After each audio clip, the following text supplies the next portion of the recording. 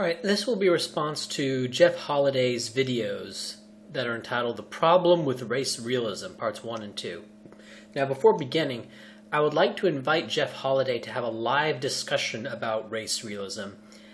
And it can be as structured or as unstructured as he wants. I'd be happy to give him everything that I have, before going in. I'm not interested in springing a trap on him or winning like the debate points or whatever. But I am interested in persuading him. Okay. Now, I'm not going to go through his videos here chronologically because they're kind of all over the place. Instead, I'm just going to go through them thematically. So first, academic consensus.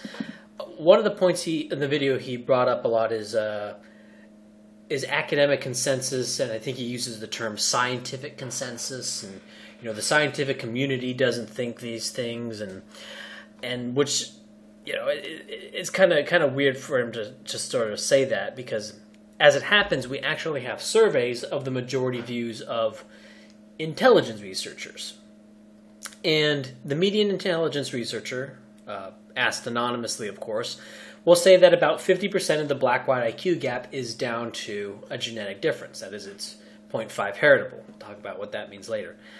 And this was true in 1984, and it was true in 2013, which were the 2 years that the survey was done. So it doesn't seem like there's a trend in either direction. In fact, there are other evidences to show, if anything, the trend is probably toward what we're calling race realism and hereditarianism, and that, race denial, as I call it, and race-brain identicalism, as I call it, kind of pejoratively, or whatever you want to call it, it probably peaked in the mid-1990s. So if we're going to appeal to academic consensus on the heritability of racial IQ gaps, the starting point should be about 50%. If you want to sort of use the consensus as sort of a touchstone. Now, I personally think it's about 80%. So I'm higher on this scale. I'm a bit out of the consensus, a little bit, but I'm certainly not alone, and I'm not radical. I'm not radically out of it. And there are some people who say 100%, as you can see. And you may think that's crazy, but they're not saying quite what you might think they're saying. And maybe in the future, if we have our little discussion, I can kind of explain what exactly they mean by 100% of the variation is down to genetic variation, because it's not the same as what you would mean if you said that. Okay, but I don't want to get into that here. Also, it's worth pointing out that what surveys of experts say and what your textbook says are not exactly the same thing. And if I recall correctly, that textbook that you had and you showed in that video, I think has 20 pages on intelligence. And you'll notice that it's actually not terrible overall, how they describe intelligence, and certainly how they describe G. But it deviates from expert consensus once they start talking about heritability. Okay, the second thing that I want to bring up that he talked about is the Henry Goddard thing and the 1924 Immigration Act. Now, there was I think it's a great myth that Henry Goddard's test influenced the 1924 Immigration Act. And there's an excellent paper, in my opinion, that I think lays this to rest. And it's entitled Intelligence Tests and the Immigration Act of 1924. And there are some rather important passages, and I'll just quote some passages from this paper. First one, he says, Goddard, said explicitly that his study makes no attempts to determine the percentage of feeble-minded among immigrants in the general or even the special groups named, the Jews, Hungarians, Italians, and Russians. And the paper quotes Goddard himself. So I'm quoting the paper, but the paper is quoting Goddard himself saying right here. So this is basically Goddard speaking, saying, quote, assuming for the sake of argument that the percentages and mental levels shown in the foregoing results are approximately correct, what is to be done about it? Shall we say that they are feeble-minded, and we want no feeble-minded persons in the country, at least no more than we can produce ourselves? That is undoubtedly our first thought, but let us look at the matter broadly. ... We may argue that it is far more probable that their condition is due to environment than it is due to heredity. To mention only two considerations. First, we know their environment has been poor. It seems able to account for the result. Second, this kind of immigration has been going on for 20 years. If the condition were due to hereditary feeble-mindedness, we should properly expect a noticeable increase in the proportion of the feeble-minded of foreign ancestry. This is not the case." Close quote.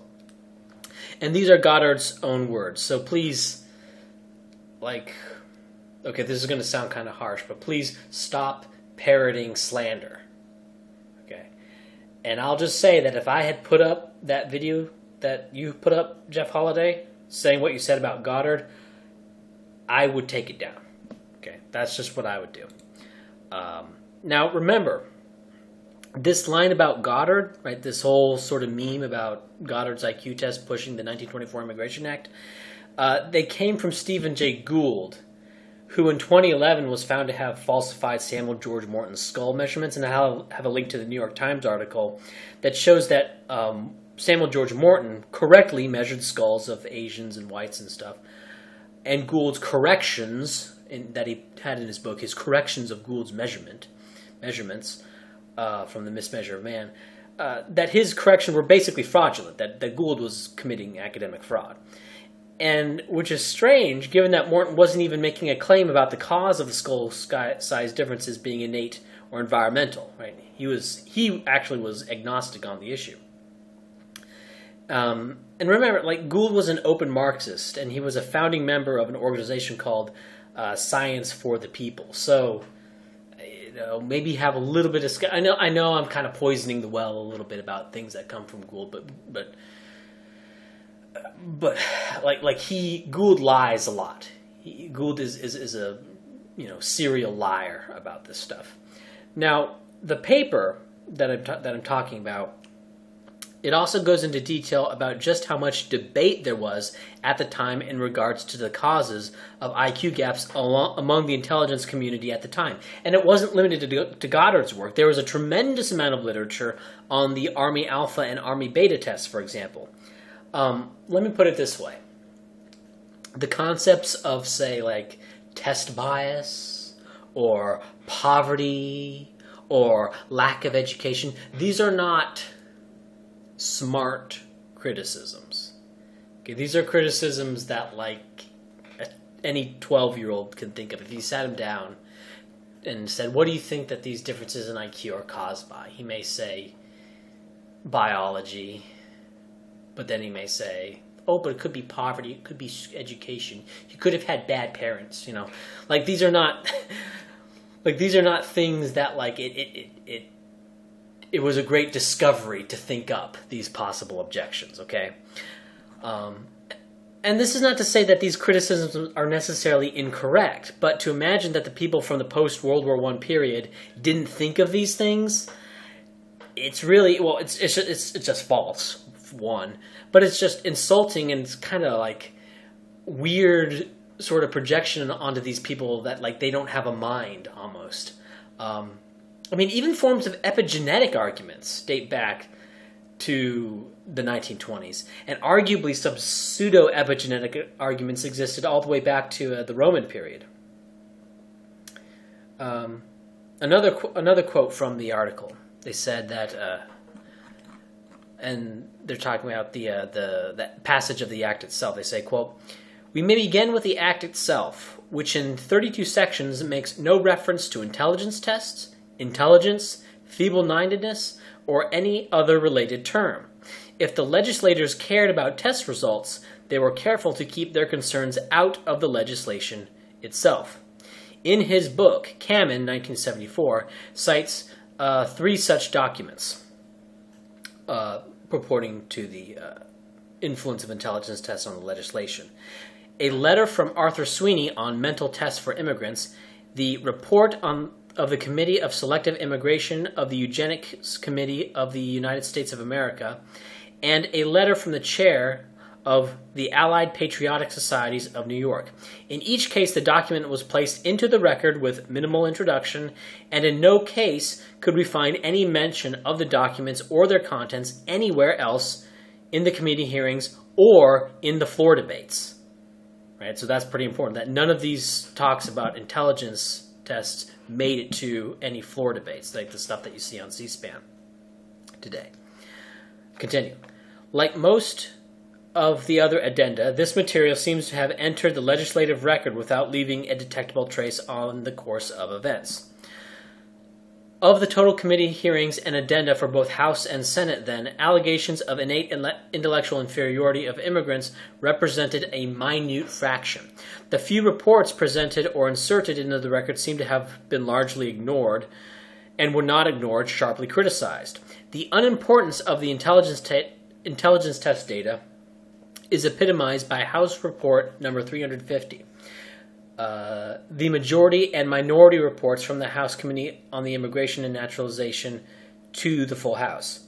The majority report, written by Representative Johnson, emphasized the need, quote, to stand against the large number of aliens who enter the U.S., and, quote, to guarantee, as best we can at this date, racial homogeneity in the United States. The report teems with reasons for keeping inferior immigrants out of the country, but it contains no mention whatever to intelligence or intelligence testing.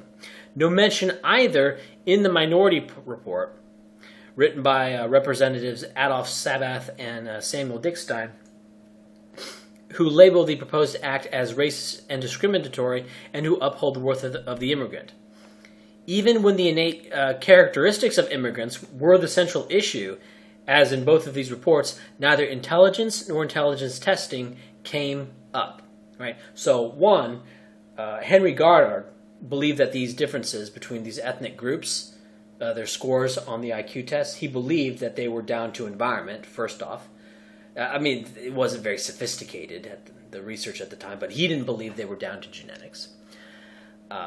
The intelligence community itself was divided over it, and there was no mention of intelligence testing on the floor debates in any of this, and there was no mention of intelligence testing in any of the ultimately proposed legislation or in the final reports from both sides.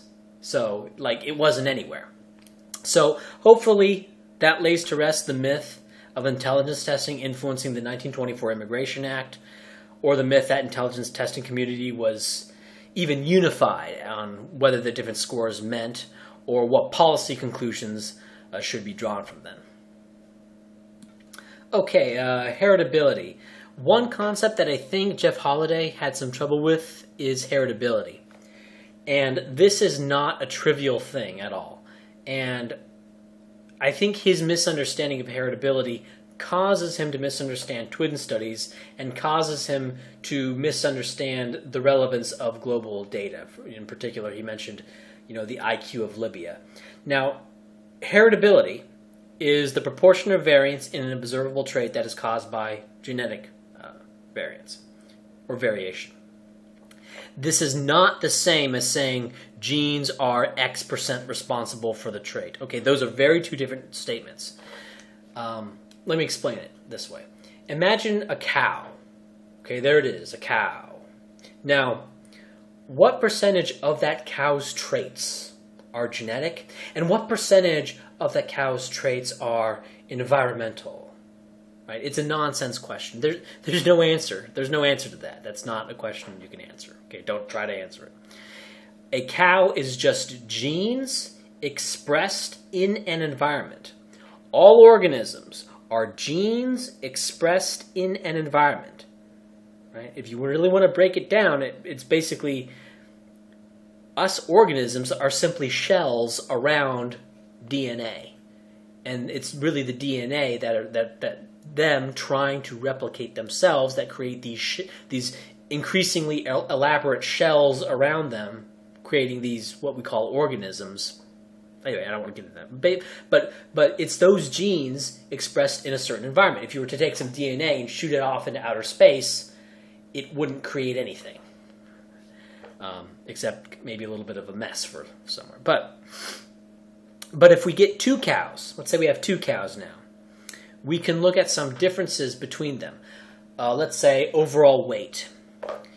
And we can, by various methods, try to figure out if the difference in weight between the two cows is a product of, of a genetic difference between the two cows or an environmental difference between the two cows. Maybe they eat different grass, they have different feed, maybe the weather's different.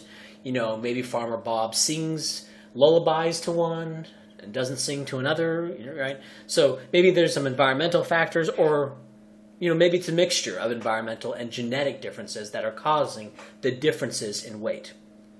Okay, so we're talking about variation. What proportion of the variation can be explained by genetic differences, and what proportion of the variation can be explained by environment differences, right? We're not talking about what percent of a trait is genetic. That's nonsensical. Right? We're talking about variation. What proportion of variation in a given trait, like height, weight, IQ, what proportion of that is due to genetic variation? That's what heritability means. Okay. Now, misunderstanding this causes Jeff Holiday to not understand what general heritability estimates are. When a professional says that they think the heritability of IQ is 50% within the United States, okay, they're talking about within the United States, right? They're talking about this environmental range. They're saying that within the United States, 50% of all variation in IQ scores is down to genetic variation. And 50% of all variation in IQ scores is down to environmental variation, okay? So when they say this, they're not saying anything about Libya, okay? Now, you can agree or disagree. You say, no, I don't think it's 50% down to genetics. I think it's only 10%. And we can have a long conversation about that. But before we can even talk about any of that, you need to understand what they're actually saying. And right now, Jeff Holiday doesn't understand what they're actually saying because he doesn't know what heritability means. Okay. And let me put it like this. It seems really stupid for somebody to say that they think that, IQ is 80% genetic when a country like Qatar has an average IQ of 78. Okay, that seems like a really stupid thing for somebody to say. Really obviously stupid thing for somebody to say. Or to say that I think IQ is 80%, or forget 80%. Let's say they think IQ is 50% genetic when a country like Libya has an average IQ of 82, right? When we know that, Middle Eastern type people, when they're born and raised in the United States, they have IQs around, 93, 94. So it seems really stupid to say that IQ is 80% genetic when Libya has an IQ of 82. Obviously, there's profound environmental effects going on in Libya, so it's really stupid to say IQ, just a global statement, IQ is 82% genetic, right? So it seems really stupid and really obviously stupid. So obviously stupid that Jeff Holiday, somebody who has only recently started researching this, I don't know exactly how long, but he conveyed the impression in his video that he only started, maybe he's only spent like a week reading about race realism, that he was able to see how stupid this is. And given that, it should give you a little bit of pause, right?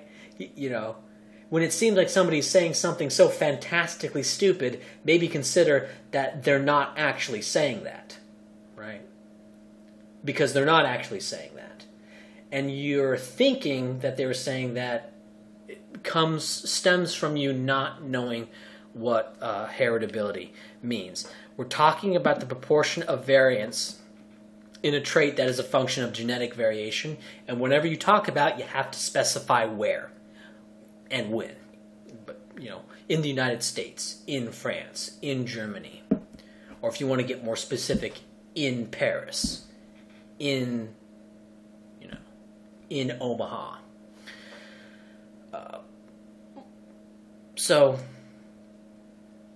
And now I'm going to sort of diverge a little bit regarding the global data. One line that has always stuck for me, and I don't quite remember where I heard it from, but there's this one line that always stuck with me, and it goes, "Observations come first." Now that doesn't seem like a very profound statement. It seems pretty obvious and kind of pedantic, but it's really quite important, and we can avoid a lot of problems if we took these lines to heart. Okay, see, like when Richard Lynn releases something and he says that Libya has an average IQ of 82. I don't recall exactly what it was, but when Richard Lynn says Libya has an average IQ of 82, and it's based on these tests, and you can go look up the tests, thanks Sci-Hub, or he uses things that are proxies for IQ. Okay, that's that. It is observed. According to these metrics, we would say Libya has an average IQ of 82 compared to the United Kingdom score of 99 or something. So there we go. That's that. There's no need to rapidly come to some sort of conclusion from that. There's no need to start developing, opinions as to why that is. That data point is there, and it doesn't need to be explained. All right, standard deviations. Jeff Holiday appears to not have known what a standard deviation is based on his, he used the term deviation IQ, and saying that standard deviations have something to do with the IQ test kicking its own ass. And the thing is, he brings up standard deviation as if it's something that specifically has to do with race realism and IQ. And so I don't know quite exactly what's going on with that. He doesn't really say. Okay, I'll just explain what a standard deviation is, okay? And it's this. There's a little image on the screen if you're just listening, but there's an image on the screen basically showing a bell curve with slices of standard deviations. And it's used as a measure of the distribution of data. Now, regarding IQ scores for whites, the average is 100 by construction. Okay, whatever raw scores white people get in a certain area, that's set to 100. I mean, if these IQ tests were being invented today, obviously they would never do such a thing like this. This is kind of a holdover from the old racial eugenics history of these tests. But anyway, average score is for whites is 100 by construction. And one standard deviation to the left is 15 points lower, or 85, and one standard deviation to the right is 15 points higher, or 115. Now let's say the standard deviation wasn't 15, but 20, right? So there's a picture of that there.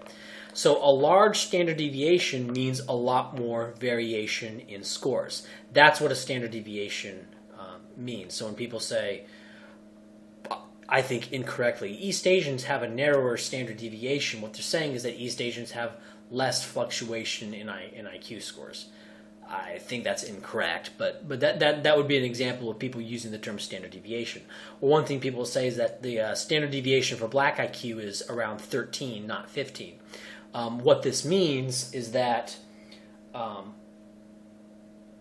in practice it means that there's that blacks are actually in a narrower band of IQ ranges than whites are, and what this actually means functionally is that there's going to be fewer people, even with a mean IQ of 85, there's going to be fewer black people with an IQ of 120 or higher than you would expect from their average IQ, because their standard deviation is less. It's not 15, it's 13. Right, so it actually doesn't. So their bell curve doesn't go out as far to the right or the left, as they have fewer no-bells, but also fewer dumbbells than you would expect. That's caused by their smaller standard deviation. So that's what a standard deviation means. Just thought I would clear that up here. Okay, one thing Jeff Holiday talks a lot about is societal value. Well, we know that IQ is positively correlated with education level. It's correlated with various measures of job performance. In fact, IQ is a better predictor of job performance than education level.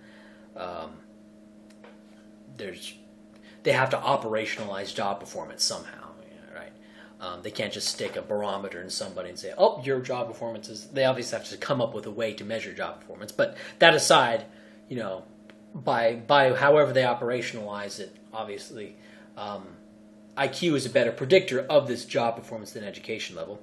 IQ is positively correlated with income. It's with staying married, that is not having divorces. It's not having children out of wedlock. It's negatively correlated with crime. People with higher IQs commit fewer crimes. Obviously, it's positively correlated with inventing things that other people like. The people who make advancements in computing and medical technology will have well above average IQs. So that's that. And what Jeff Holiday does is he asks some weird questions. Like he asks these rhetorical questions if one's, societal value is determined by their IQ. And that's like a really weird thing that's kind of hard to respond to. And it's something that Jeff Holiday does a bit. It's not so much that what he's saying or even asking is like, it's really hard to answer because it's not clear what he means by societal value. If he means in terms of things that people actually value, like inventing things and not committing crimes, well, IQ is strongly correlated with things that society values, okay? But if he means societal value in terms of some philosophical sense, well then, bleh. Okay, my answer to that is bleh, because that's not a real thing. Okay, when you're talking about, you're basically trying to bridge the Izot gap. And I never want to go to Izot, the land of Izot again. That's not a happy place. So that's just not interesting, and it's not something you can really have a meaningful discussion about. Look, IQ is correlated with things that people generally consider good. Okay, IQ is correlated with these things. That's all. And that's all you need to say. There's precisely zero need to say anything more than that, or to try to reify IQ itself into something of value. Alright, the title of one of his 2 videos is Defining Intelligence. And the way I think of it is like there's a beast underground, and we're trying to figure out how big, how fast, and how strong this beast is. But we can't directly observe it or take it out of its underground cave. What we can do is stick things in the cave and see what the beast does. We can observe the beast's action. We can observe its action. And, how quickly, we stick a wooden post down there and see how quickly it destroys the wooden post, for example. Or how quickly it can evade some little contraption that's scary and chases it around the cave, and we move it around and feel, oh, we touched the beast, And so you can do all these little things to sort of infer what the beast is like based on what it does. And maybe you can, throw some weights down there and see how quickly and easily it pushes these weights out of the cave, right? And of course, a lot of this will depend on how the beast is doing the day the testing is done, right, et cetera, et cetera. So that's sort of how I see, measuring intelligence. It's like the beast in the cave, and you can't directly observe it, but you can indirectly observe it through its action, and that's what these IQ tests really are. Now, Jeff Holiday actually explained G adequately, okay? That is the statistical factor that explains the intercorrelation of IQ subtest batteries. And, I was pleasantly surprised by his explanation of G. But the funny thing is he explained it, it's weird, because he explained it fairly well, but then he seems to not have fully grasped what it meant. And then later on, he asks if intelligence to him is some singular thing or if it's a nebulous, multifaceted thing. And he says, it's obvious to me which one it is.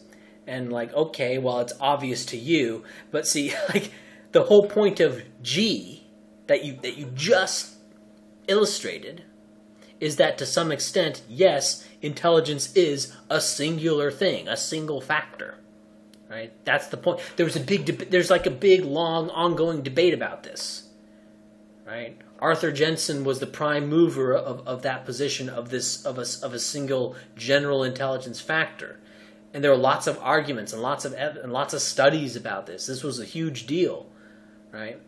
And it's so weird. Like it would be one thing if he said, "And this is what G is, and I don't believe it," right? And okay, but he didn't. He like explained G and did an okay job of explaining it, but then acts as if that explanation never occurred. So another thing he does is he misunderstands G and conflates it with innateness, saying that Charles Spearman, I believe it was Charles Spearman, or maybe it was someone else, held the position that there is an underlying genetic component to performance on tasks, but then there are these specific environmental things. And so he views this genetic component as a general intelligence factor, a genetic general intelligence factor, and then your specific abilities on any specific task, that's environmental. And that's incorrect. G does not mean genetic, it means general, right? It means the general intelligence factor, not the genetic intelligence factor. A G-loaded subtest simply means that subtest is a better predictor of how well you will do on other subtests, right? It's not the same as heritability, right? That's why we use different words for them. Okay, he then talks about neural branching. And basically what he says is that as you use your brain, the neural connections get more complex and the neurons touch each other more, basically neurons behave like neurons. And I'm going to be a little bit of a Debbie Downer here, okay?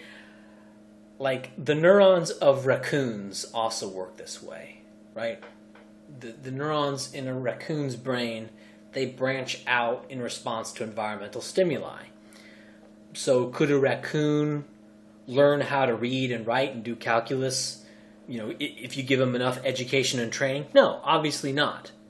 Even though the raccoon's neurons neurally branch, there is some limit to what a raccoon can do. So, like, there's some limit.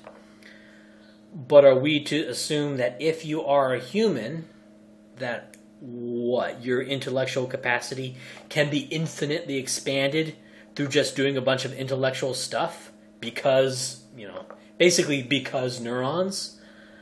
I mean, Jeff wasn't exactly clear on what he meant by that, right? I mean, it's weird. It's like, yeah, we always knew that the brain responds to stimuli in some physical way because the brain is a physical organ. So what point he's trying to make by mentioning neural branching is not exactly clear. And he poo-poos the comparison between the brain and muscles with a vague assertion that the way the brain develops is somehow more profound than the way muscles develop. Right, but of course, what he's doing is he's trying to preempt this, is that I could explain how muscle fibers develop in response to environmental stimuli, like with a little diagram, right? And, I could say, look, genes don't matter. Here's how muscles develop in response to lifting weights. But that's obviously, like, a stupid argument because everyone sort of, like, knows experientially that genes matter a lot, that genetic variation explains a lot of your variation in physical strength, both initially and in terms of your long-term ability to gain muscle as well. That there's not only are there differences in what we'll call how much muscle mass you have and how strong you are in an untrained state, but also genetic variation explains a lot in terms of your ability to gain muscle mass and your ability to gain strength as well. So, like, if you apply that analogy to the brain, that leads to, fairly hereditary conclusions, to the extent that muscle development, there's genetic influences to muscle development. But anyway, so, and then here's another thing I could do. Like, I could say, look, the differences between humans and chimpanzees can't be down to genetics, because this is how neural networks in the brains of both humans and chimpanzees develop. Look, both human neurons and chimpanzee neurons neural branch, right? Like, it explains too much. Like, pointing, like, here's how neurons work, therefore infinite potential. Like, okay, well, here's how muscles work, therefore infinite potential. Oh, here's how, like, a rat's brain neurons work, therefore, stick with it, and this rat can become the cognitive equivalent of a human, right? I mean, it's like, no. So if he's trying to say that neural branching means genes don't matter, that's obviously silly. But the hell of it is, like, I'm not even sure if that's even what he was saying. Okay, and again, this is kind of so annoying about this, because he makes these statements that it's like, how do I respond to that? Because I'm not exactly sure what he's even saying. And what he's saying is not even necessarily like a concrete statement that you can say, yes, that's true, or no, that's incorrect. And what I think he does is he says things that are... He tries to, like, imply things that are wrong without explicitly saying them, hoping that the audience will believe it, right? Like, infinite mental development because neurons work in a way. But he doesn't say that explicitly, because then he could be called out on it. And, like, lastly, something about intelligence. Your score on an IQ test reasonably accords with how smart other people perceive of you in a discussion group, and the longer you are around a person, the stronger the correlation between IQ and perceived intelligence is. Early on, perceived intelligence has a lot to do with how much of a loudmouth you are, but over time, the correlation is stronger with IQ and less with, less with being a loudmouth. Now, you may say, and I put a little image up here for those just listening to the audio. Now, if you may say that a correlation of 0.37 is not terribly high, but remember, those are just discussion groups, and also what they mean by intelligence is not necessarily the same thing as what intelligence researchers mean by intelligence. Like, somebody could know a lot of stuff about the history of something, and likes to talk about the history of, like, the Russian Civil War or something, and it's like, oh, he's really smart because he knows a lot of factoids about the Russian Civil War. That's not the same as, IQ. But anyway, I suspect that if you had these groups of people around each other for, say, like a whole year, and they were working on all sorts of projects together. They weren't just having little discussion groups or whatever, but they were actually, like, working on projects and actually had to solve things. I suspect that the correlation between perceived intelligence and IQ would be a lot higher, that it would be well over 0.5. But that's, of course, just my suspicion on that. Okay. At one point, Jeff said something in a kind of offhand way that was actually really important. I don't think he quite grasps at this point just how important that is. But it's really important. He said that while, yes, evolution dictates that there are probably some differences in the brain between the races. You mean, don't want to call them races. I don't believe in race. Fine. The populations, the clusters, haplogroups, Klein, whatever. He says that, that there are probably some differences between the races. Now, he thinks that those differences are tiny, and then he says that the jury is still out in other places. Now, I think that that's incorrect. I think that this statement that the jury is still out, I understand that it's like, how do I put it? saying, like, I don't know is not always the most prudent answer. Like, I don't know is not necessarily the smart position to have. Like, sometimes you do know, and some people are trying to say, well, I don't know, I'm being more skeptical and I'm being more rigorous, is just kind of a cloak for not wanting to accept obvious conclusions. Like the call for more and more rigor I think is often, and especially in regards to race and intelligence, is more of a way to sort of shield yourself from obvious conclusions. But anyway, I'm digressing. So he says that yes, these populations evolved in different parts of the planet, and so there's probably going to be some slight differences in cognitive traits. Call it intelligence or not, call it whatever, but there's probably going to be some differences, and he says that but these differences are going to be very small. Okay, that's fine. You say that they're very small for now. But this is important because he has essentially agreed to the racial hereditarian frame. That populations evolved in different places, call them races or whatever you want. Okay, they developed all sorts of differences, including brain size and shape. Yes, including brain size. Please, don't. Just no Gould. Please put down the Gould. This is true. Modern data confirms this. Okay, there's MRI data that confirms this. Okay, basically the old Victorian-era scientific racialists were correct. Okay, they were. This is true. Put down the Gould. Put down the Gould. Okay, so just stop. Okay, so there's differences, all sorts of differences between these races, including differences in brain size and shape.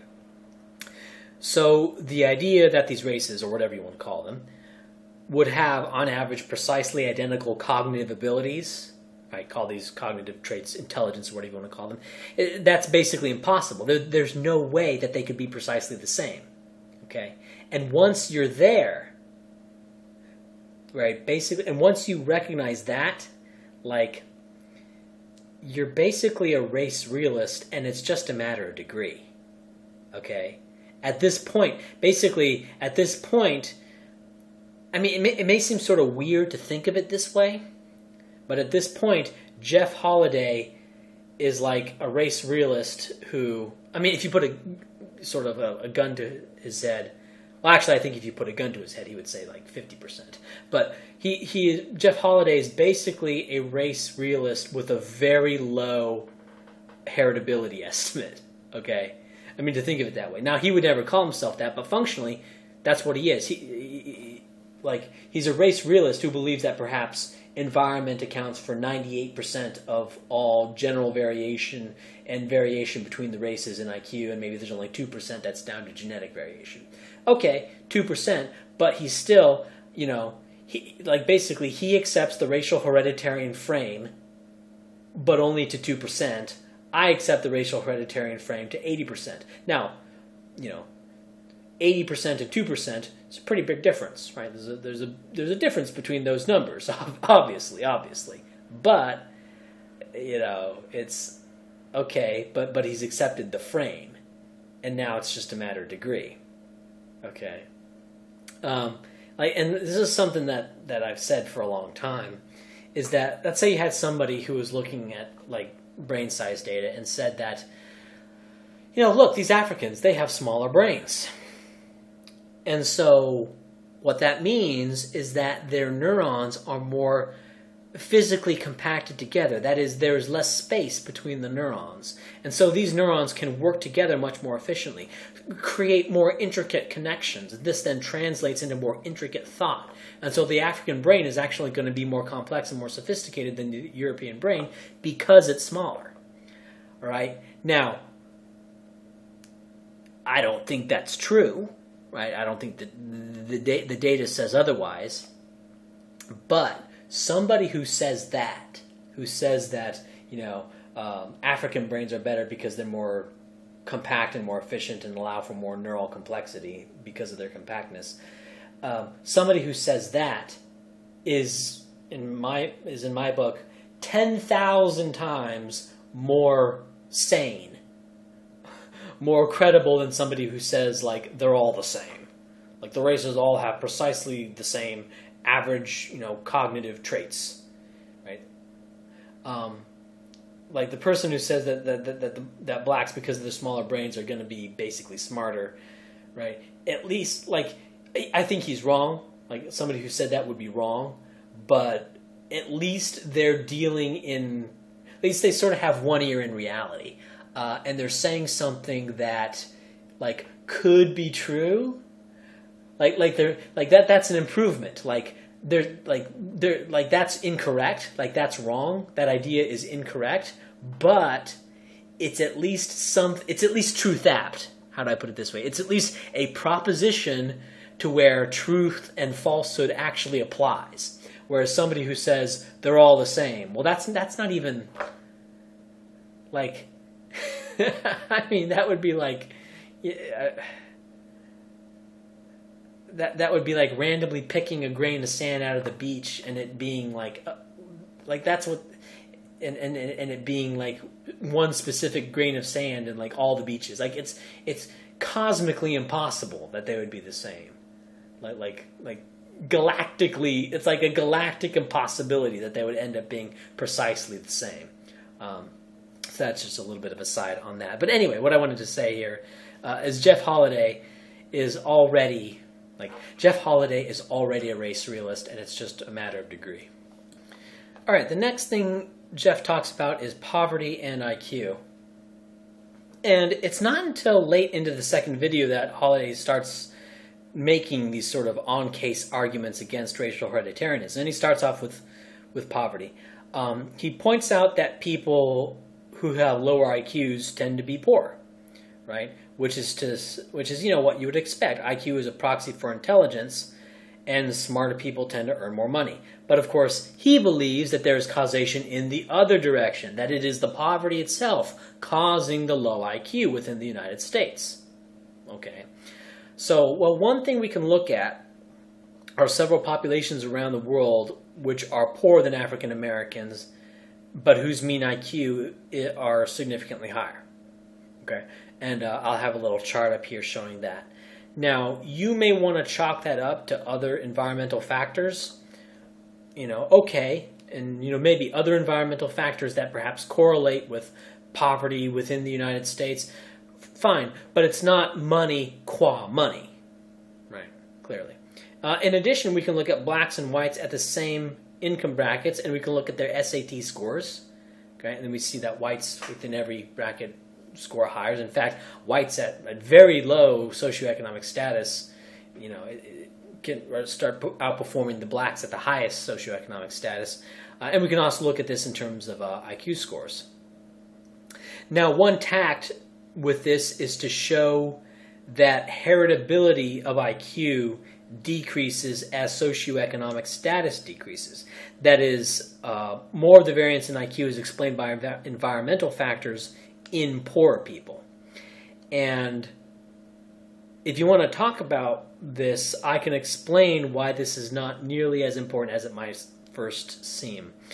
And it has to do with the increased heritability of IQ with age.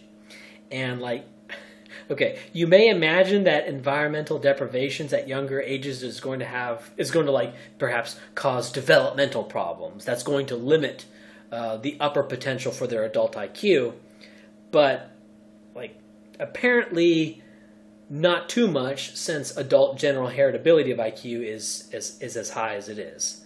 But that's something that we can talk about if we have a live discussion. Okay, another thing he brought up, and he just sort of brought this up in passing, was poverty and crime. And he repeats that poverty is associated with crime. And this is true, but of course, so what?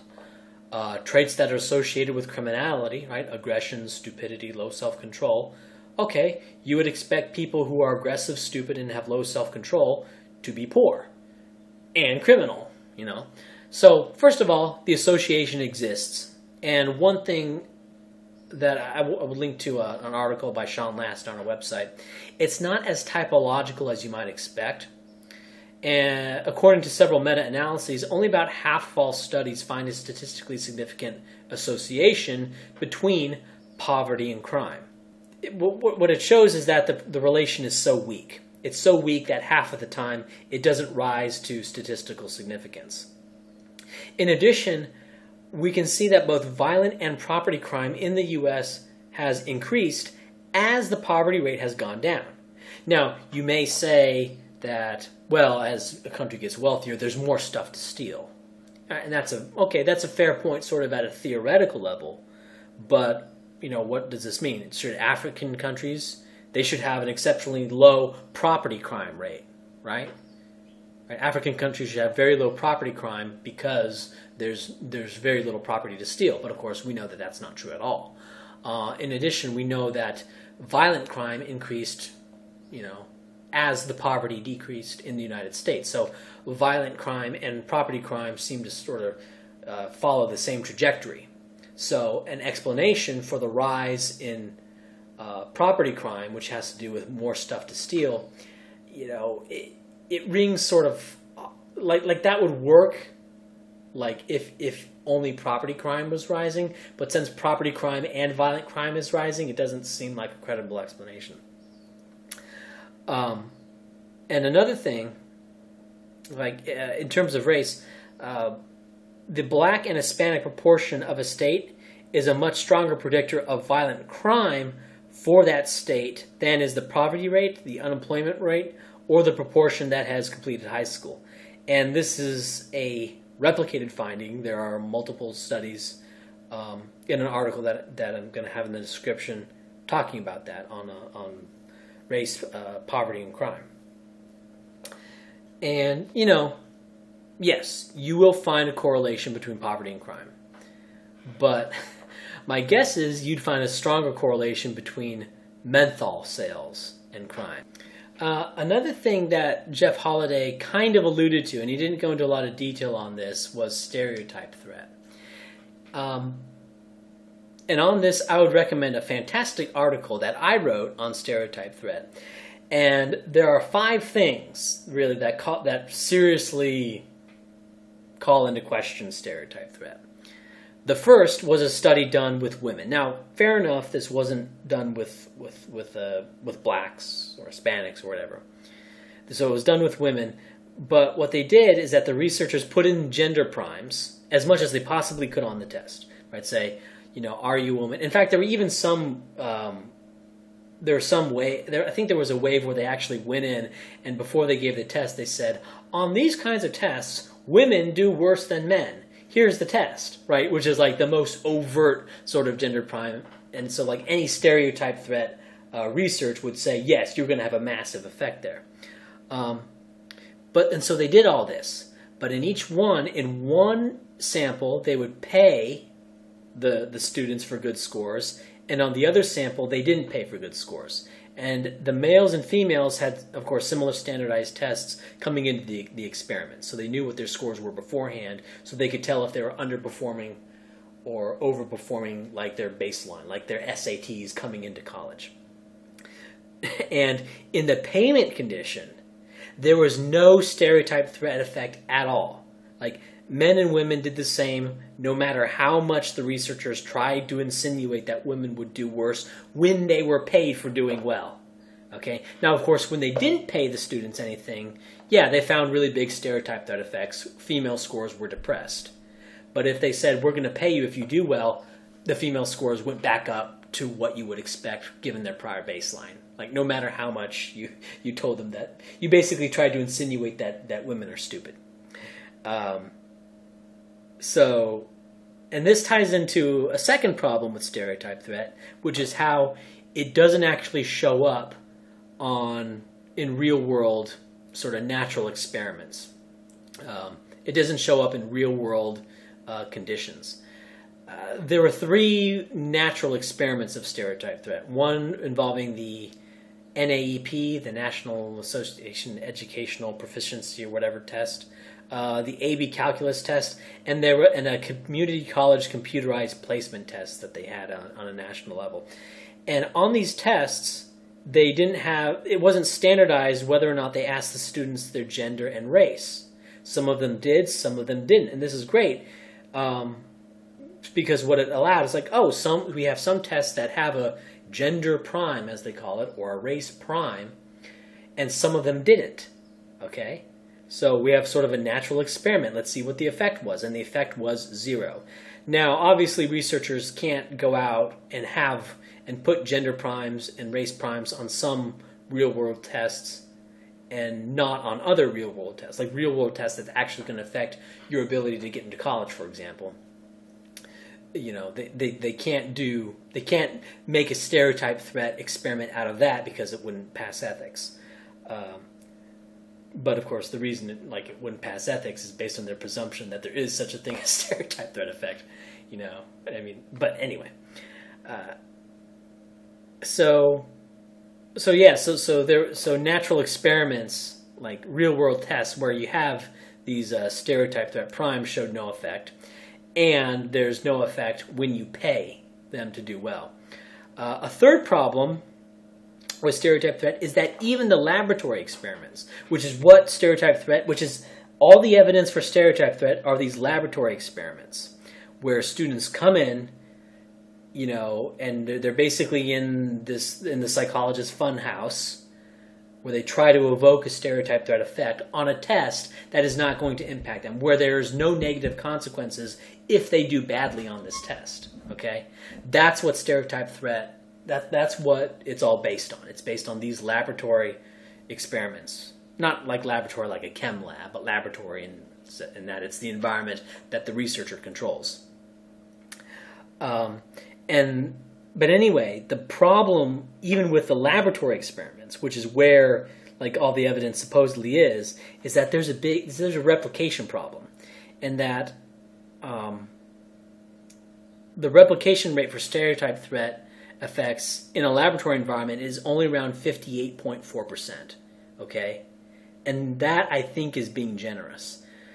41.6% of the time, the stereotype threat effect doesn't even happen, and this is in their little experiment rooms, where the researchers are in total control of the testing environment and are actively trying to produce an effect on a test in which doing poorly won't have any negative real-world consequences. Okay, so that seems to be kind of a big deal.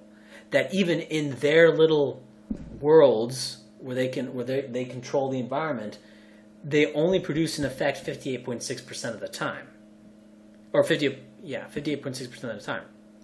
But the second problem with laboratory tests is publication bias, right? So even that number is probably more than what really happens because that's just the published studies, right? And there are two ways to check for publication bias. One is the most straightforward. You find a bunch of unpublished studies and see if the unpublished studies lean more one way than another, and another way of doing it is called a funnel analysis. Of course, the problem with seeking out unpublished studies is, of course, they're not published, right? So you have to go out and find them. And of the 9 unpublished studies that found by Wichertz and Ganley, 2 of them showed a stereotype threat effect, 7 showed no effect. So that's a sign that the unpublished stereotype threat studies, however many there are out there for real, because we only found 9 of them, that they probably show more negative results than the published studies do, like a lot more. Now, a funnel analysis, it's a little bit complicated. But basically, a funnel analysis looks at the variation within each studies of a given effect, in this case a stereotype threat effect, and based on how much noise there is within the studies, how much, what the standard deviation is in terms of the effect size of stereotype threat, we can estimate how many studies we would expect to show a negative result, right? I.e., there's a bunch of noise in the results of stereotype threat, okay? And so we would expect, just, by chance, if you do enough studies, eventually you're going to get some studies that show a negative result, right? Just by chance, right? Even if there is an overall positive effect out there in the real world, you would expect, if you do 100 studies, some of them are going to come up negative, even if, 80 of them come up positive, right? because there's just noise in the world. And so we would expect by chance to have some studies with a negative finding. And what Wichards found is that basically there aren't enough negative results given the variation in the data. I.e., the amount of noise that exists with the published studies, there should be more negatives. Okay? And what this is a sign, and so when this is what's found in a funnel analysis, this is said to be a sign that the negative results aren't being published, and that's a sign that there's publication bias going on. Okay, and the last problem, the fifth problem with stereotype threat, is that the predictive validity is basically the same for all races, which is to say, your SAT score predicts college performance about the same for blacks, whites, and Hispanics. Now, you could say that, like, sure, that's because stereotype threat doesn't just apply to these tests. It applies to all academic work. That is, stereotype threat comprehensively permeates all of academia. It cannot be escaped. Okay? And, and if your view is that comprehensive, I mean, we're having a different discussion at that point. And obviously, something like that requires a lot more evidence. And it would be, and if you just assert it, that would be something that's pretty hard to, to falsify. I think you're getting close to sort of an unfalsifiable proposition when you can say, yes, there's stereotype threat, but you cannot detect it very well because it permeates everything. It's literally everywhere. And so, the only way you would be able to notice stereotype threat if there's variation in stereotype threat, but it's always present, and so you're not going to detect much variation, and so it may seem that it's not there at all when really it's there all the time, right? This sort of, these sort of things. Obviously, that's not what Jeff Holiday is saying. At least I don't think, but. I think that's sort of the only out you could really have for the fact that, these standardized tests basically predict the same for all racial groups. And so if certain racial groups are systematically underperforming on the SAT, why then aren't they overperforming once they get to college? I mean, so that's a problem with that. So there's a lot of problems with stereotype threat, and even I'm gonna have to go out and actually go find and collect the statements on this, but for now I'll just sort of say even people who do a lot of research on stereotype threat aren't nearly as bullish on the conclusions of stereotype threat researchers as like sociologists are. Like the actual people who do stereotype threat research don't generalize it onto like the real world to nearly the same degree as the people who don't do stereotype threat research. The people who think stereotype threat research is a really big deal are like the English lit people and like the in like sociology majors, not the actual intelligence researchers that are actually doing these studies. The people actually doing these studies are far more aware of the limitations of the studies and far less bullish about extrapolating it onto everything else. All right, the last thing I want to talk about is, I'll call it politics. And these are a few things that Jeff Holiday said that I think weren't considered very carefully and were more likely instant reactions than thought out statements or ideas. The first thing I want to talk about is he said that Molyneux's views on race are colored by what is essentially a white nationalist outlook. He didn't use the term white nationalist, I don't think. Maybe he did, I don't know. But that's basically, I mean, at this point, that's what Stefan Molyneux kind of is. And maybe that's true. Maybe Molyneux's politics at this point are sort of coloring his views on the science of human biodiversity, we'll call it. But remember, Molyneux used to hold radical environmentalist views on every aspect of psychology. Okay, he like the peaceful parenting, like I suspect that Molyneux actually doesn't believe this anymore, but Molyneux at one point, like, his whole shtick was peaceful parenting, and that he basically believed that all parents, like, not, like, maybe a very small fraction were not, but he basically believed that basically all parents were bad, and that this was creating statists. And that if you could improve parenting properly, that you could have peaceful parenting, you would create, rational thinkers who would not be statists. Okay? And I mean, it's sort of like, I mean, he never used this term, the new libertarian man, just as Marx never used the term the new socialist man, but that's basically what Molyneux was pushing for years. And it was the starting imprimatur for free domain radio. Okay? And it wasn't, and he didn't say this right away, but eventually he got to a certain podcast. If you go through his podcast, he got to a point where he said that he basically founded free domain radio to promote peaceful parenting, because this peaceful parenting is what would create the new libertarian man. He never used the term new libertarian man. That's a term I'm using to describe sort of, pithily what he was saying. Okay, so he didn't start off as like a big genetics guy, to say the least. Okay, he held a radical environmentalist view on every aspect of psychology, and in his podcast, like he never really talked about race until, okay, let me put it this way: Stefan Molyneux never really talked about race until he started talking about race. But back in 2009, when I was on the Free Domain Radio forums, I brought up race realism, and I was banned very fast. I think it was less than a day. I was banned permanently, even though I was a donor to the site, to my shame. And I wasn't even pushing white nationalism. I was just talking about race and IQ. Okay, so you, Jeff Holiday, it seems to me like you wouldn't ban people for talking about, sort of like Charles Murray style bell curve, race and IQ stuff. Okay, that's kind of what I was talking about on the forums. I wasn't even talking about, white nationalism, right? I was not nearly as radical then as I am now on this stuff.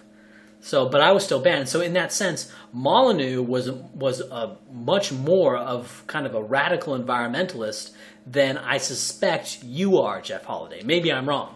Maybe you're like kind of a Marxoid in terms of like an environmental blank slate determinist, kind of like Molyneux was. I mean, it wasn't a Marxoid; it was more of a like libertarianoid blank slater.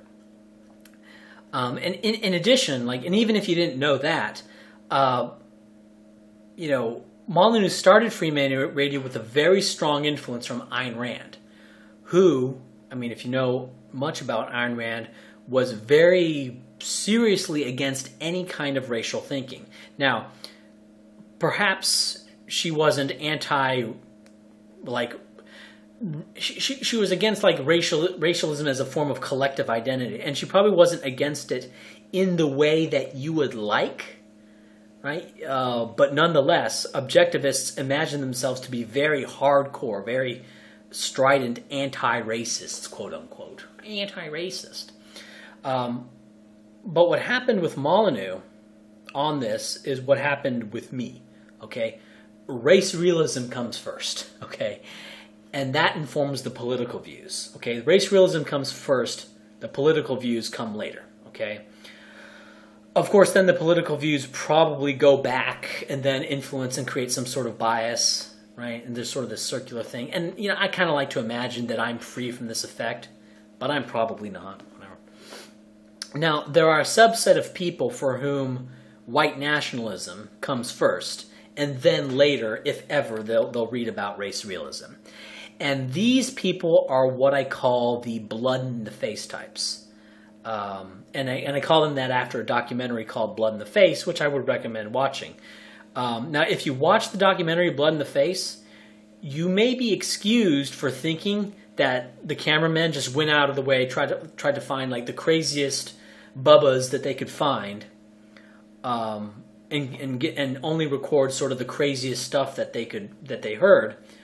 But in my personal experience, what is in that documentary is not dishonest or cherry picked. That's basically them.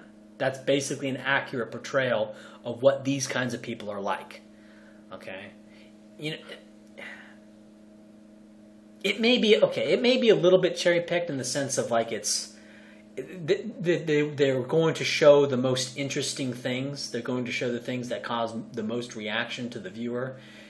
For example, they're not going to like record a conversation between two Nazis where they spend 90% of the time talking about, like their box turtles or something. They're gonna have clips of them when they're talking about Nazi stuff, right? And for those, that's basically accurate and not cherry picked.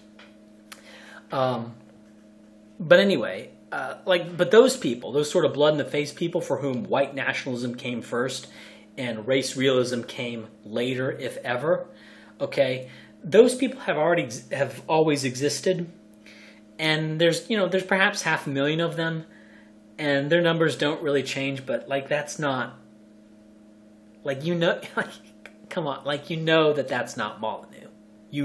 That's not Molyneux. Another thing that's kind of weird that you said is that one ought to risk their lives for their fellow Americans. Now, you wouldn't say, at least I don't think, I'm sort of putting words in your mouth there. You wouldn't say that we have some obligation to risk our lives for people in like a civil war in Angola, for example. But we do have an obligation for this thing you call Americans. But of course, Molyneux, and I'll be blunt, I don't believe in either America or Americans. There is no American race, obviously. There's no American religion. There's no American view of government. There's no American view of economics or of the right to free speech. Okay? People say, well, I support free speech, but not hate speech. Hate speech, reduces free speech. Like they'll say things like that. And there's the Constitution, but there's no uniformly American conception of what this Constitution means. There is no American view of family, of career, of business, or the degree to which institutions should work together in sort of a communal manner, that law and businesses should work together to get everybody employed, or if they should all act sort of independently. American literally means nothing. And it's what happens when you let anybody become an American. Right? When there's no filters on either what they have to believe to become an American, right, or what they have to be genetically to become an American, right? And you can say that, well, good. There should definitely be no limitations on what they should be genetically to become an American. Okay, fine.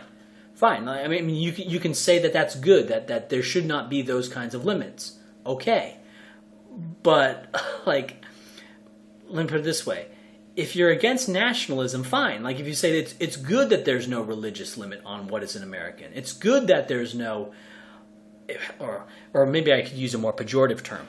It's good that there's no religious standards for an American, or that there's no ideological, in terms of views of government, standards for being an American. And there's no standards for how, that's one way to put it. And now you can say that it's good to not have those standards, or you can call them limitations, depending on how you see it. And you can support them and say, okay, but don't expect anybody to get excited about going to war over this, what is now a no man's land that you call America. I mean, there's a United States federal government, and there's states government, and there's county governments. I'm not like saying, it doesn't exist. Obviously, there is something there, but like America, what does America mean other than this government? It's a political entity at this point, nothing more. And you're shocked when someone says that, one, that they wouldn't lift a finger but more importantly, tells others not to go off and die in some pointless war for people that would have you thrown in a re-education camp. Okay? Now, I presume, Jeff Holiday, that you're an atheist. So how would you react to someone saying that they want to fight and die for fellow Christians, even though those fellow Christians don't think of themselves as Christians and think Christianity is false and evil and that Christians should be dealt with severely? Okay? That's how I feel about America, right? It's hollow, vapid, empty air, okay? It's wind howling through nothing, okay? It's strange people eating invisible food and then wondering why they're so hungry, okay? That's America. And your reaction to white identity is something that I actually didn't expect from you, okay? Because, let me put it this way. You know that white identity is historically normal, that it's the default. Now, it's not something that you really think of, but I think, like, you know, if you sort of sit back and close your eyes and think for like a minute, you go, oh yeah, like basically, you know, Britain was a white nationalist country, you know, like, or Canada, like their immigration policy was white only, you know, and they had some policies to keep the races separate from each other. I mean, yeah, obviously that, like, you know, that's, if you think about it for a few seconds, it's really obvious that white nationalism is the historical norm. Okay, it's the default. And it took a ton of, what should we call it? Conditioning or, you know, education and enlightenment, if you wish. Right? On one side you could call it conditioning, on the other side you could call it enlightenment.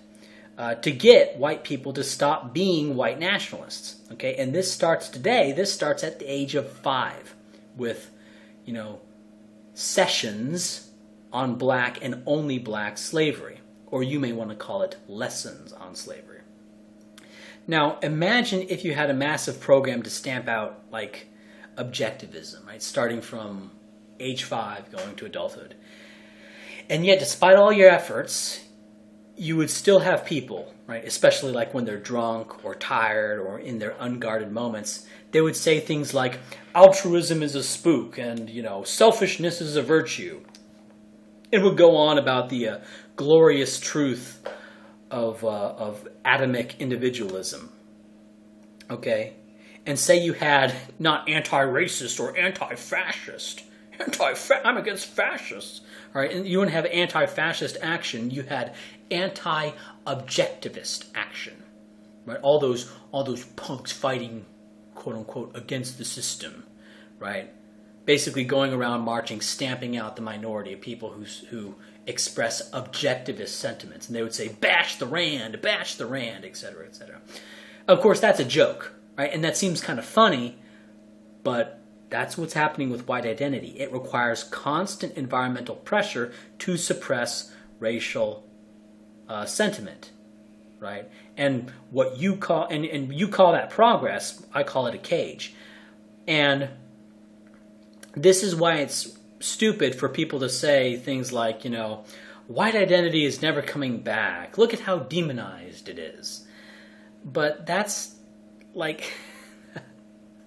that's treating white identity like it's some, like, political ideology, like objectivism, like libertarianism, you know, or like a religion, okay, or some other synthetic belief system, when it's not. It's not something that you like. Nobody has to be taught white identity. It's just there, okay. Even in you, Jeff Holiday, it's in you. Now, if a religion or political ideology were as demonized as white identity, yes, it would have no hope of coming back. I mean, if objectivism was as comprehensively, you know, conditioned against, starting at age 5 with you know, telling kindergartners who have no critical reasoning abilities, have no way to put anything into context, if you went to them at age 5 and told them, here's what some objectivists did in the past, here's how bad they were, you know, they would then go, oh, Okay. You know, obviously, there would be no objectivism, right? And if people who expressed objectivist sentiments were like shouted down or like, you know, like it wouldn't exist, okay? But all that is done to white identity, and yet it is the current year. It is 2016, and here it is. You know, it's funny.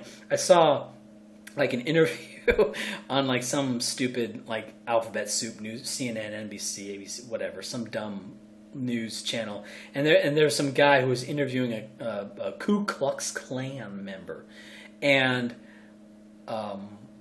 and one thing he was saying, I can't believe in this year, the year 1984. This year, it's 1984, and we're still talking about race, you know? I thought that was kind of funny, because it was like, yeah, you know, every year, it's the current year. Think about that. Okay, so, like, each generation has to be trained in being not racist, but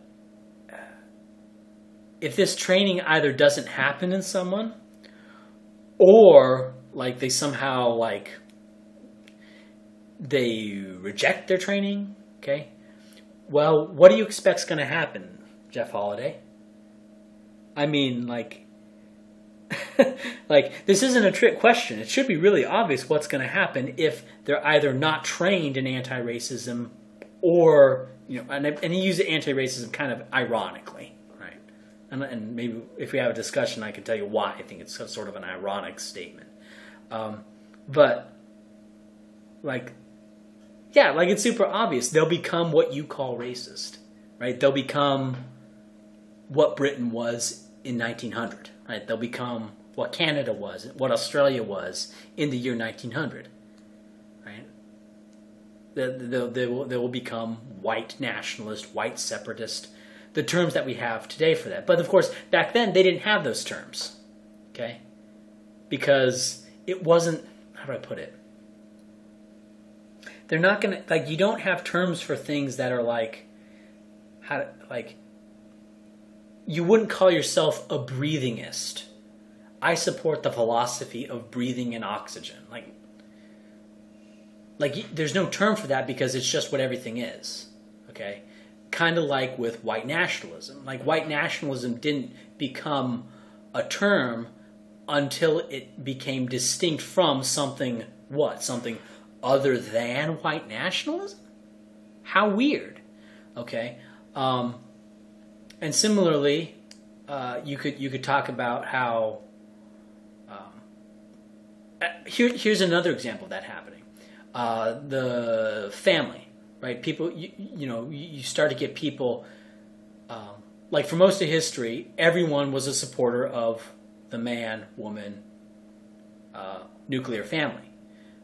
But over time, as people start to support alternative lifestyles, is the word they use. You then have people who advocate for just a man and a woman, traditional family. They then become, quote unquote, advocates of traditional families. But of course, back in the 1950s, there was no such thing as a advocate of a traditional family because that's just what everyone was. You didn't call it anything because that's just what everyone was. And like in the year 1900, right? How do I put it? I'm just going to say something that may sound sort of weird, but I think you'll understand what I'm saying. Back in the year 1900, there were no white nationalists because everyone was a white nationalist. You see how this works? Now, so, like, that's what's going to happen. So when you have someone like Stefan Molyneux, for whom, deconstructing the spirits of the age isn't some hobby horse, but is his life's focus, however misguided you may think he is, of course, he's going to blow off that lid of racial conditioning or enlightenment. He's going to reject the Enlightenment, I guess, and he's going to come to his own conclusions. And when white people come to their own conclusions on race, well, what have those always been in the past? White nationalism, okay? And that's why your reaction to this is so surprising to me because, like, what else would you expect? Sure, call it irrational, illogical, immoral, primitive, retrograde, undoing of centuries of progress. Sure, that's certainly what you believe. Okay, but for goodness sake, don't act surprised. And moreover, thanks to the internet, race realist arguments are getting more traction than ever before. More and more people are becoming kind of anti-authoritarian in their views of knowledge. And anti-racism, quite frankly, like quote-unquote anti-racism, it's sustained by a mixture of social shaming and this sort of top-down morality. And also, this kind of ties into the fact that people who identify as politically liberal are actually more sensitive to social shaming, which is, I don't want to digress into that, so this is what usually happens to people who stop putting any effort into being not racist. Okay, when people stop trying to be, people stop that effort, they stop fighting that battle.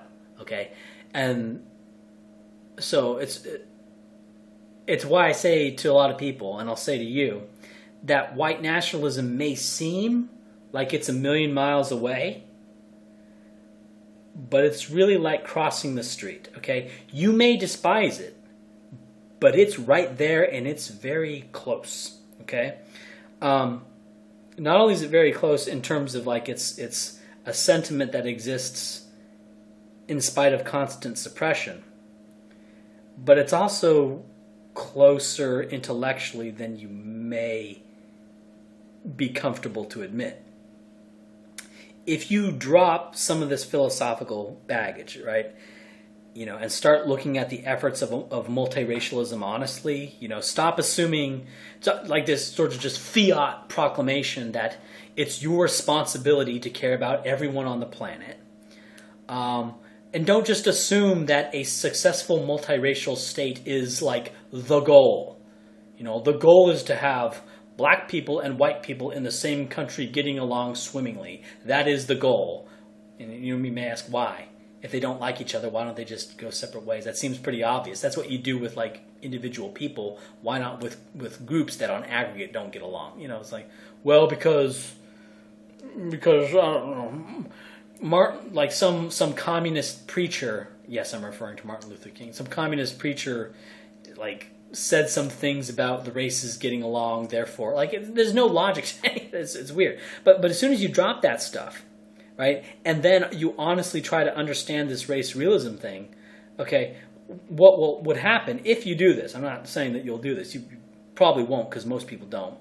You will find yourself becoming a white nationalist. It won't be a conscious decision on your part. And it'll be like becoming an anti-SJW, right? It's just an accumulation of a bunch of stuff, and then one day, there you are. You may not even notice it as it happens because it may come so slowly, or, it may happen overnight. It didn't happen overnight for Molyneux, but it was pretty close, okay? And it can happen overnight. I've seen it happen overnight, but normally it doesn't. Anyway, and also, just one last thing to say in this. Obviously, Molyneux doesn't think that women are different subspecies. He doesn't think that people who have different politics are different subspecies. I know what he said in a stream of consciousness sort of word salad video. Like, okay, but please, like, he doesn't think that. I know that you know that I know that that he doesn't think that. So, like, just, like, don't push that, please. Don't be like the political press where you, like, take, like, these quotes and say, aha, clearly he believes. Like, for example, it would be sort of like when Donald Trump said that Hillary had spent her whole life fighting ISIS, and then you took that quote and said, aha, Trump thinks that Hillary spent her whole life fighting ISIS. Why are you faulting me for saying that? Trump said that. Like, it's okay. It's... Yeah. Just don't do that. It drags this discourse down to kind of a low place that you don't want to go.